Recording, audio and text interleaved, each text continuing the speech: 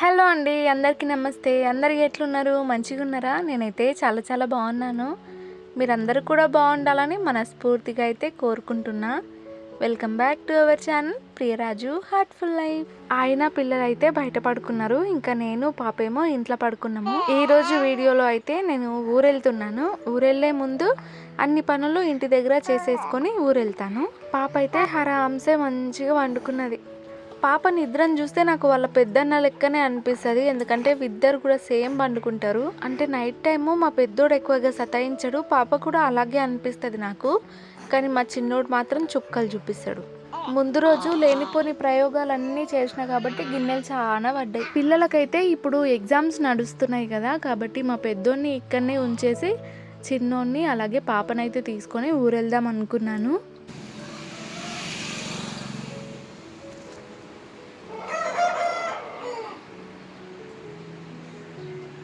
ఎక్కడికైనా సరే పిల్లలతో బస్సులో వెళ్ళాలంటే చాలా కష్టము. వాళ్ళు చాలా ఇబ్బంది పెడుతుంటారు. కానీ ఒకప్పటికంటే ఇప్పుడు నాకు చాలా బెటర్గా అనిపిస్తుంది. ఒకప్పుడు మా చిన్నోడైతే లేచి నిలబడతా అంటుండే, లేకపోతే దిగిపోతా అంటుండే. కానీ ఇప్పుడు అట్లా కాదు, సైలెంట్గా కూర్చొని కిటికీల నుంచి అన్నీ చూస్తూ ఉంటాడు. వాళ్ళు పెరుగుతున్న కొద్దీ మనకు కొంచెం సహకరిస్తారు, మనల్ని కొంచెం అర్థం చేసుకుంటారు. అసలు నేను ఊరెందుకు వెళ్తున్నాను అనేది నెక్స్ట్ వీడియోలో ఉంటుంది.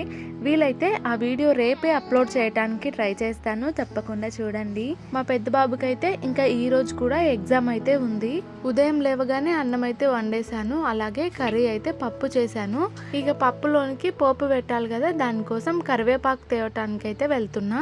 నేనైతే కరివేపాకు చెట్టుని ఒక 2-3 టైమ్స్ నాటిన, మంచిగా ఏనుకున్నట్టే ఏనుకున్నది, మళ్ళీ ఆకులన్నీ రాలిపోయినాయి.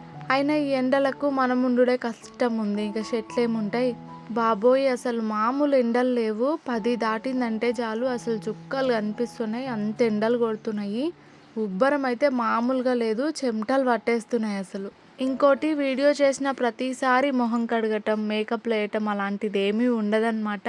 వేసుకుంటే జుట్టు ఒక్కటి కొంచెం రబ్బర్ బ్యాండ్ పెట్టుకోవటమో లేదంటే అల్లుకోవటమో చేస్తాను తప్ప మళ్ళీ మళ్ళీ మొహం కడగటం లాంటివి ఉండవు. ఇంకా రీల్స్ చేసేటప్పుడు అయితే ఫేస్ వాష్ చేసుకొని మంచిగా రెడీ అవుతాను. కానీ మేము ప్రాక్టీస్ చేసేలోపు ఎప్పట్లాగా అయిపోతా. ప్రాక్టీసే కాదు, డైరెక్ట్గా చేద్దామని పోయినా కూడా ఇంకా మిస్టేక్స్ అవుతుంటాయి కదా, అలా మళ్ళీ ఎప్పట్లాగా అయిపోతుంటా. మా చిన్నోడు ఇంకా పాప ఇద్దరు కూడా మంచిగా ఇంకా వండుకున్నారు. పిల్లలు పడుకున్నప్పుడు ముద్దివ్వకూడదు అంటారు కదా, కానీ పిల్లలు పడుకున్నప్పుడు మస్తు క్యూట్ ఉంటారు కదా. వాళ్ళు పెరిగి పెద్దయ్యాక అల్లరి చేస్తుంటే ఎట్లుంటుందో, వాళ్ళు పడుకున్నాక అంత ముద్దుగా వాళ్ళకు పడుకున్నప్పుడు సారీ చెప్పుకుంటాం. నేను ఊరెళ్ళిన ప్రతిసారి కొన్ని కొన్ని అనుకుంటాను అనమాట. ఇది చేయాలి, అది చేయాలి, అక్కడ బజార్కి వెళ్ళి అవి తెద్దాం, ఇవి తెద్దాం, అలా చాలా అనుకుంటాను. కానీ వెళ్ళిన ప్రతిసారి ఇంటి దగ్గరనే టైం అంతా గడిచిపోతుంది, రిటర్న్ ఇంటికి వచ్చేస్తాను. నేను అనుకున్నది ఎప్పుడూ జరగదు. నాకు మహబూబ్ నగర్లో షాప్స్ అదంతా కొద్ది వరకైనా తెలుసు, కానీ ఇక్కడైతే నాగర్ కర్నూల్లో అయితే ఎక్కువగా తెలీదు. ఒక 2-3 షాపులు లేదంటే సంత బజార్, అంతకు మించి ఇంకేం తెలియదు అనమాట. మా ఆయన వాళ్ళ చిన్నమ్మ అయితే వచ్చింది, హైదరాబాద్లో ఉంటారు. అంటే మా అత్తమ్మ వాళ్ళ చెల్లెలన్నమాట. బాబాయ్ వాళ్ళ ఇంటికైతే వచ్చిందంట, ఇంకా కలిసి వెళ్దాం అన్నట్టు ఇంటికి వచ్చింది. అవును, మీ సైడ్ కూడా అంటున్నారా? అంటే ఇద్దరు కొడుకులు ఉన్నవాళ్ళు తల్లిగారి ఇంటి నుంచి బట్టలు కట్టుకొని రావాలంట. అదే మనకి ఇద్దరు కొడుకులు ఉంటారు కదా, అయితే అమ్మ వాళ్ళ ఇంటికి వెళ్ళి చీరలు కట్టుకొని అయితే రావాలంట. అప్పుడప్పుడు ఇలాంటివి వస్తూనే ఉంటాయి కదా, వదిన మర్దళ్ళ గాజులని, ఇద్దరు కొడుకులు ఉన్నోళ్ళకు తువ్వాల కప్పాలని, ఆడపిల్లలు ఉన్నోళ్ళకి పండ్లు అవి ఇవి పెట్టాలని చాలానే వచ్చినాయి. ఇప్పుడేమో ఇద్దరు కొడుకులు ఉన్నోళ్ళు తల్లిగారి ఇంటికి పోయి బట్టలు పెట్టుకొని రావాలంట. మా అత్తమ్మ కూడా అందుకే వచ్చింది, తనకి కూడా ఇద్దరు అబ్బాయిలు. నైటు ఒక ప్రయోగం చేసిన కదా, ఇక మా స్టవ్ అయితే మామూలుగా లేదు. ఇప్పుడు కూడా పెద్దగా టైం లేదు, ఎండ అయ్యేలోపు వెళ్దాం అనుకున్నాను, కానీ అవ్వదు. ఇవన్నీ పనులు చేసుకోవాలంటే కొంచెం టైం పడుతుంది. చూడాలి, ఇంకా అయితే క్లీన్ చేద్దాం, లేకుంటే లేదులే అన్నట్టు ఫస్ట్ అయితే ఇంకా నీట్ చేస్తున్నాను మొత్తం. అత్తమ్మతో పాటు నేను కూడా కొంచెం టీ అయితే పెట్టుకున్నా, చాలా రోజులైంది తాగక, కానీ తాగటమే మర్చిపోయినా, అదేమో చల్లగా అయిపోయింది. మ్యాక్సిమం మా ఫ్రెండ్స్లో చాలామంది మహబూబ్ నగర్లోనే ఉంటారు. కొంచెం పెళ్ళైన వాళ్ళు మాత్రం అటు ఇటు వెళ్ళిపోయారు. వెళ్ళినప్పుడల్లా వాళ్ళని కూడా కలవాలనిపిస్తుంది. కాకపోతే కొందరేమో డ్యూటీకి వెళ్ళిపోతారు, ఇంకా కొంతమంది ఉన్నా సరే నాకు వెళ్ళటానికి వీలు పడదు. నేను ఊరు కనుక వెళ్ళానంటే చక్కగా అక్క వాళ్ళ ఇంటికి వెళ్తాను, ఇంకా ఉంటాను, మళ్ళీ రిటర్న్ ఊరు వచ్చేస్తాను. బయటికి వెళ్ళేది చాలా తక్కువ. నైట్ రైస్ పునుగులు అయితే చేసిన కదా, నూనెలోనే కొంచెం పిండి కొంచెం కొంచెం పడి చిన్న చిన్న పునుగులు లెక్క అవుతాయి కదా, ఇంకా అవి అట్లనే ఉండిపోయినాయి. డబ్బాలోకి పోస్తే మొత్తం అవి కూడా పడిపోతాయి. అందుకే ఇక చాయ్ జాలి పెట్టయితే మొత్తం వేరు చేసేసిన. మనం చాలాసార్లు అనుకుంటాం పొంగిచ్చొద్దు పొంగిచ్చొద్దు అని, కానీ ఆఖరికి పొంగకుండా అవ్వదు వంట. వీలు పడితే కనుక ఇది మొత్తం క్లీన్ చేసుకొని పోతా, లేదంటే కనుక ఇంకా వచ్చిన తర్వాతనే క్లీన్ చేయాలి. ఏంటంటే ఎండలు బాగా కొడుతున్నాయి, కొంచెం ఎండలు కాకముందే వెళ్తే బాగుంటుంది అనుకుంటున్నాము. లైఫ్లో కొన్నిసార్లు కొన్ని డెసిషన్స్ తీసుకోవాల్సి వస్తుంది. అలాంటి టైంలో 100 మందితో సలహాలు తీసుకో పర్లేదు, ఆ 100 మంది అనుభవాలు మనకు తెలుస్తాయి. కాకపోతే మనకు నచ్చిన వేలోనే వెళ్ళాలి. ఎవరు ఏది చెప్తే అలా గుడ్డిగా ఆ దారిలో వెళ్ళిపోకూడదు. కొంచెం మనం కూడా తెలుసుకొని మనకు నచ్చిన దారిలో వెళ్ళటం బెటర్. నేను ఇలా ఎందుకు చెప్తున్నానంటే మీకు ముందు ముందు వీడియోస్లో అయితే అర్థమవుతుంది. ఇంటి చుట్టూ గోడ పెట్టుకోవటానికి రెడీమేడ్ ఉంటాయి కదా, అవి అయితే కనుక్కున్నాను అనమాట. ఒక్కటి వచ్చేసి 250 నుంచి 300 పైన కూడా ఉంటాయంట. మాకైతే చాలా పడతాయేమో, ఇప్పుడైతే అస్సలు కుదరదు. ఒకటైతే నిజమే, పిల్లలు చిన్నగా ఉన్నప్పుడే చేసుకోవాలి. పిల్లలు పెద్దగా అయినారంటే ఇంకా చాలా ఖర్చులు పెరుగుతుంటాయి, అప్పుడు చేయటం ఇంకా కష్టం. కానీ మిడిల్ క్లాస్ వాళ్ళకి సడన్గా ఇప్పటికిప్పుడు చేసుకోవాలి అంటే కుదిరే పని కాదు కదా. ఇంటి చుట్టూ గోడ కట్టుకోవటానికే మాకు చాలా టైం పట్టుద్ది. అలాంటిది కొంతమంది ఇల్లు కట్టుకోవచ్చు కదా అని అడుగుతుంటారు. ఇప్పటికిప్పుడు అది అయ్యే పని కాదులేండి. ఇక్కడైతే మా ఇంటి ముందు కానుగ చెట్టు ఉంది కదా, అయితే కానుగ చెట్టుకి కాయలు కాస్తాయి కదా, అవైతే అమ్ముతారంట. అవి అమ్మితే చాలా డబ్బులు వస్తాయంట. కొంతమంది మా ఇంటికి వచ్చి ఏరుకపోతుంటారు, అప్పుడప్పుడు నేను కూడా తీసి పెడతాను. కాకపోతే అవి మా పిల్లలు ఉంచరు. ఇక నేను కూడా అంత పెద్దగా ఇంట్రెస్ట్ చూపను అనమాట. ఊడ్చి ఇక చెత్తలోకి ఎత్తేస్తా. నాకు తెలిసి వాటి వల్ల కూడా ఏమైనా బెనిఫిట్స్ ఉండొచ్చు, అందుకే కొంటున్నారు. ఇక ఇక్కడైతే పాత్రలు శుభ్రం చేస్తున్నా. నైట్ ప్రయోగం చేసిన కదా, ఇక చాలా గిన్నెలు పడ్డాయి. ఇంకా అవన్నీ తోమేసరికి నాకు ఒక గంట పట్టింది. నేను ప్రతిసారి అమ్మ వాళ్ళ ఊరు వెళ్తున్నానంటే చాలు ఈ పాటికి వెళ్ళిపోయే వాళ్ళము. ఈసారి కొంచెం లేట్ అయింది. ఒకటి అత్తమ్మ వచ్చింది, ఇంకొకటేమో మేము కొంచెం వీడియో ఉండే అనమాట, ఆ వీడియో అప్లోడ్ చేయాలి అన్నట్టు ఆ మార్నింగ్ వాయిస్ ఇస్తూ కూర్చున్నాను. దానివల్ల కూడా లేట్ అయిపోయింది. అందుకే ఈ టైం వరకు ఇంకా బయలుదేరలేకపోయాను.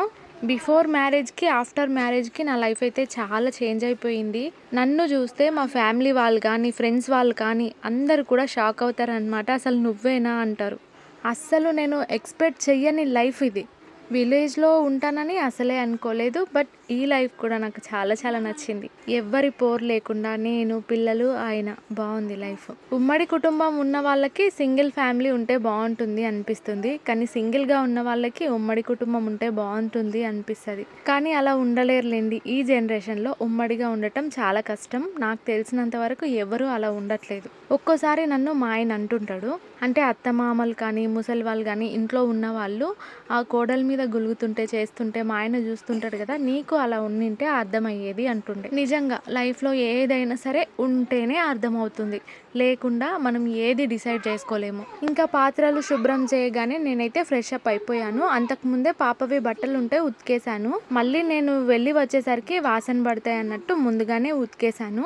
వాషింగ్ మిషన్ అయితే ఎండకు ఉండి ఉండి ఏడ ఖరాబ్ అవుతుందో అని భయం అవుతుంది. ఒకవేళ ఒక్కరోజు అది ఖరాబ్ అయినా ఇక నా ఫ్యూచర్ నేను దలుచుకోలేకపోతున్నా. 5 మంది బట్టలు ఉతకాల్సి వస్తుంది. నేను ఖచ్చితంగా సన్నబడతాను. ఇక ఇప్పుడైతే నాగర్ కర్నూలు వరకు మా ఆయన అయితే తీసుకెళ్తాడు. ఇంకా ఆ తర్వాత అక్కడ నుంచి మేము బస్ ఎక్కి వెళ్ళిపోతాం. మా నాన్నగాడు అయితే స్కూల్కి వెళ్ళిపోయింది కదా, వాడు రాకముందే మేము వెళ్ళిపోదాం అనుకున్నాము. అయితే 11కే వాడి ఇంటికి వచ్చేసిండు. అంటే ఇప్పుడు 11 అవుతుంది అనమాట టైము. ఆ టైం వరకు వాడి ఇంటికి వచ్చేసిండు. ఇక తప్పదు అన్నట్టు ఇక వాడిని కూడా తీసుకుపోదాం అనుకున్నాను. ఇంకా ఎగ్జామ్ డుమ్మా అయినా పర్లేదు, నేను మాత్రం ఈసారి ఖచ్చితంగా ఊరికి వెళ్ళాల్సిందే. నేనైతే చెప్పిన, పెద్దోన్ని ఒక్కరిని పెట్టుకుంటే నువ్వు పెట్టుకో, నేను రావటం అయితే కుదరదు, ఎగ్జామ్ వరకు నేను రాలేను అని చెప్పిన. అయినా సరే ఆయన అయితే తీసుకెళ్ళి నువ్వు ఎగ్జామ్కి రా అని చెప్పిండు. నేను రానంటే రాను, ఇంకా నీ ఇష్టము, నేను తీసుకెళ్తాను కానీ ఎగ్జామ్కి రానని చెప్పిన. లైఫ్లో కొన్ని మూమెంట్స్ వస్తాయి, అవి మళ్ళీ మళ్ళీ వస్తాయన్న గ్యారంటీ లేదు. కాబట్టి అవి ఉన్నప్పుడే వాటిని ఎంజాయ్ చేయాలి. నేను కూడా ఇప్పుడు ఎందుకు వెళ్తున్నాను అంటే అది నాకు చాలా ఇంపార్టెంట్, నేను ఖచ్చితంగా వెళ్ళి తీరాలంతే. కాబట్టి నేనైతే ఎగ్జామ్ వరకు రాలేనని చెప్పాను. నేను ఒకటి చెప్తా, ఇదైతే నిజంగా ఫ్యాక్ట్ అబ్బా. తల్లి చూసుకున్నట్టుగా పిల్లల్ని ఎవ్వరూ చూసుకోలేరు, ఆఖరికి తండ్రి కూడా చూసుకోలేడు. అయినా వారం రోజులు పోయినా 10 రోజులు పోయినా ఎన్ని రోజులైనా పోని, 3 పిల్లలతో నేను ఇంట్లో ఉండగలను. కానీ నేను ఒక్కరోజు ఊరెళ్తాను అంటే కనీసం ఒక్కరిని చూసుకొని కూడా ఆయన ఉండలేడు. మదర్కి ఫాదర్‌కి ఉండే డిఫరెన్స్ అది. ఒక్కరిని చూసుకోవటానికి ఆయన వల్ల అవ్వట్లేదు. ఇంకా ముగ్గురిని వదిలేసి వెళ్తే గనుక ఆయన పరిస్థితి ఏంది? ముగ్గురిని ఆయనతో నుంచి ఒక గంట సేపైనా నేను కనిపియొద్దు. అప్పుడు ముగ్గురు పిల్లలతోని ఎట్లుంటది అనేది ఆయనకు కూడా తెలుస్తుంది. మదర్ లేని లైఫ్‌ని అసలు ఊహించుకోలేము. ఇంకా ఇక్కడైతే నేను బ్యాగ్‌లో బట్టలైతే సర్దుకుంటున్నాను. ఫస్ట్ ఈ యొక్క బ్యాగ్ ఉంది. ఇందులో అయితే సర్దుకుందాం అనుకున్నాను. కాకపోతే ఎలకలు కొట్టింది బ్యాగ్‌ని. ఇక అందుకే మొత్తం చూస్తున్నానన్నమాట. ల్యాప్‌టాప్‌ది బ్యాగ్ అయితే ఉంది కదా! ఇక అందులో పెట్టుకుందాం అనుకున్నాను. అందులో ఉన్న వస్తువుల్ని ఇందులో పెట్టేసి ల్యాప్టాప్ ఉన్న బ్యాగ్ని అయితే అందులో బట్టలు పెట్టుకొని పోదాం అనుకున్నా. పాపకి ఇప్పటి నుంచి నేను కొంచెం ఫుడ్ కూడా స్టార్ట్ చేద్దాం అనుకుంటున్నాను. ఇంకా ఇప్పటి నుంచి నేను కూడా కొంచెం డైట్ మెయింటైన్ చేస్తాను. చాలామంది లావు అవుతున్నావు అక్క అంటున్నారు కదా!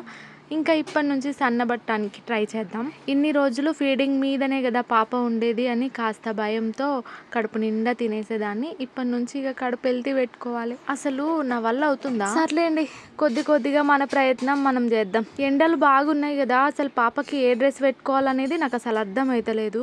ఎక్కువ బట్టలు అయితే పెట్టుకోవట్లేదు అనమాట. ఎందుకంటే ఆ బ్యాగ్లో ఎక్కువ పడతలేవు కూడా. అయినా వెళ్ళొచ్చేది ఒక 1 డేనే కదా. ఒక రోజు వెళ్ళటం, నెక్స్ట్ డే ఉండటం, మళ్ళీ రోజు వచ్చేయటం.